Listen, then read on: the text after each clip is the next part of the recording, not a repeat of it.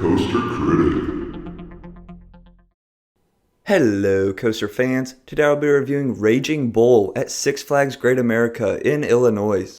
Raging Bull is a B&M Hyper Twister coaster and was actually the first ever Hyper Twister coaster built. Basically, the difference between just a Hyper coaster and a Hyper Twister coaster is that a B&M Hyper Twister coaster is not out and back like all other Hyper coasters, and the track is more condensed and twists over and under itself. Raging Bull was built in 1999, so it is a fairly older coaster.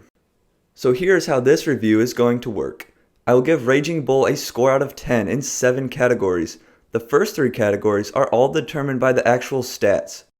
Those are the height, the speed, and the duration of the ride, then the drop, the intensity, the smoothness, and then finally, the theming of the coaster. I will also talk about the popularity of the ride, but that will not count against the final score.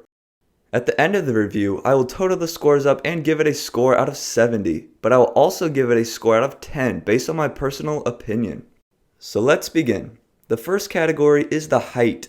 Raging Bull has a height of 202 feet. That's not super tall for a hypercoaster, so Raging Bull will receive a 6 for height. Now to the speed. Raging Bull reaches a max speed of 73 miles per hour. Therefore, it will be getting a 7 in the speed category. Duration is the next category. Raging Bull has a duration of 2 minutes and 30 seconds. I'm giving Raging Bull a 7 for the duration as I found it to be a fairly longer ride. Next up is the drop. I found the drop on Raging Bull to be both good and bad. I thought one thing that really brought the drop down was the pre-drop. I'm not a big fan of pre-drops on a roller coaster, although some people like them. But the good thing I liked about Raging Bull's drop was the tunnel at the end of it. I love drops that lead straight into tunnels, and the tunnel actually makes Raging Bull's drop a little longer. So for the drop, I will be giving it a 7. Now for the intensity. I thought Raging Bull was fairly intense, although there are definitely more intense hypers out there. Another thing I didn't like about this ride was the trim brakes.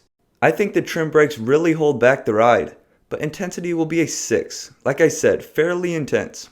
So for the smoothness now, I'll be giving Raging Bull only a 5. You do have to consider it was built in 1999.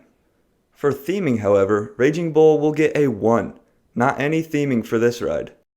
Now for the popularity of this coaster. Raging Bull is one of the more popular rides at the park. The lines for this ride can get pretty long at some points. But on a normal day, it's not so bad. Raging Bull was ranked 31st as the best steel coaster at the 2015 Golden Ticket Awards. So after adding all the categories up, Raging Bull tallies up a total score of 39 out of 70. A little above average. And that's about how I would personally describe this coaster. Definitely a fun ride, but there are certainly many more rides out there better than Raging Bull. With that being said, for my personal score, I'm giving Raging Bull a 5.5.